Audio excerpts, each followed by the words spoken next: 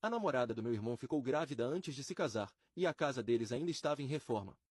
Então, eles fizeram um casamento rápido e se mudaram para minha casa. Só porque trouxe uma amiga para passar a noite, minha cunhada fez um escândalo. Parte final. Pouco a pouco, fui aceitando que não poderia recuperar a relação que tínhamos. Lucas estava preso em uma ilusão, cegado pelas promessas vazias de uma mulher que só buscava seu próprio benefício. Eu, por outro lado, estava determinada a não permitir que ninguém pisasse nos meus limites novamente.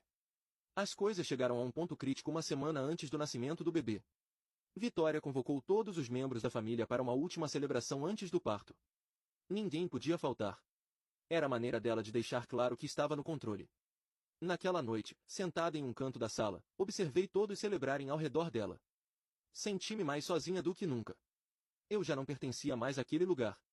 Lucas mal me dirigiu a palavra durante toda a noite, e cada vez que eu tentava falar com ele, Vitória intervinha, certificando-se de mantê-lo sob seu controle. Foi então que entendi que o verdadeiro problema não era a Vitória, mas o fato de que Lucas havia permitido que ela se tornasse dona da sua vida, e agora não havia mais volta. Porém, o destino tinha uma maneira cruel de equilibrar as coisas.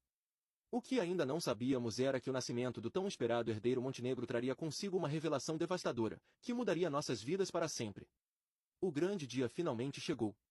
Vitória foi internada no hospital, cercada por uma equipe médica e os melhores especialistas. Tudo havia sido meticulosamente planejado para que o nascimento do herdeiro Montenegro fosse um evento digno da alta sociedade. Minha mãe e eu estávamos lá, embora à distância, mais por obrigação do que por outra coisa. Eu sabia que o pior estava por vir, mas nada havia me preparado para o que aconteceria naquele dia. Horas depois, as portas da sala de parto se abriram. As enfermeiras saíram sorrindo, anunciando que tudo havia corrido bem e que Vitória e o bebê estavam estáveis. No entanto, quando trouxeram o recém-nascido, um murmúrio percorreu a sala. O bebê era negro, sua pele, seus traços. Era impossível não notar. Minha mãe e eu trocamos olhares de incredulidade. Não era possível que aquela criança fosse de Lucas. Ambos eram brancos, e naquele momento o mundo do meu irmão desmoronou. Lucas, inicialmente em choque, tentou racionalizar o que estava vendo. Ele se agarrou à esperança de que houvesse um erro, convencido de que o bebê havia sido trocado por acidente na maternidade. Tem que haver uma explicação, murmurava, desesperado, enquanto exigia falar com a equipe do hospital. Que era um teste de DNA agora mesmo. Algo deu errado ali. Vitória, por sua vez, tentou manter a serenidade, mas a tensão em seu rosto era inconfundível. Ela sabia que a verdade estava prestes a vir à tona e, pela primeira vez, viu um traço de pânico em seu olhar. A espera pelos resultados foi interminável.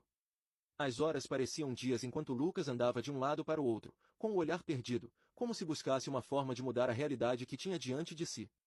Ninguém se atrevia a falar, e o silêncio se tornava mais pesado a cada minuto que passava. Finalmente, o médico voltou com um envelope que continha os resultados do DNA. Lucas o pegou com as mãos trêmulas e o abriu lentamente, como se no fundo já soubesse o que encontraria. A verdade caiu como um golpe certeiro. Lucas, o resultado é negativo, confirmou o médico com um tom profissional, mas frio. O bebê não era dele. O rosto do meu irmão se transformou em questão de segundos. Ele passou da confusão para a ira, e depois para a dor mais profunda que já vi nele. Vitória havia mentido todo esse tempo. A mãe de seu filho não era a mulher idealizada que ele pensava, mas uma manipuladora que o usou para garantir sua posição na família. Lucas jogou a folha no chão, e com a voz quebrada, encarou Vitória. Com quem você esteve? Com quem você me traiu? Encurralada, Vitória tentou se defender com desculpas. Lucas, por favor, eu te amo. Foi apenas um erro. Ele não significa nada. Mas já era tarde. Lucas não queria ouvir mais mentiras. Sem dizer mais nada, ele se virou e saiu do hospital, deixando-a para trás. Ele era um homem destruído, traído não só como marido, mas também como irmão. Naquele momento, soube que nossa relação jamais seria a mesma. Mas ao menos ele não viveria mais sob a sombra de Vitória. No dia seguinte, Lucas contatou o advogado da família. Com o apoio dos nossos pais, iniciou um processo legal contra a Vitória por fraude e manipulação, provando que tudo havia sido um esquema para obter os bens da família Montenegro. Vitória perdeu tudo, o casamento, a posição social e o mais doloroso para ela, o acesso a qualquer benefício financeiro que esperava. Lucas a deixou sem nada, com a única opção de voltar para a casa dos pais. Nunca deveria ter te dado uma chance. Foi a última coisa que Lucas disse a ela antes de desaparecer de sua vida para sempre. Apesar de tudo, Lucas decidiu criar o bebê. Ele não era seu filho biológico, mas Lucas não queria que a criança pagasse pelos erros da mãe.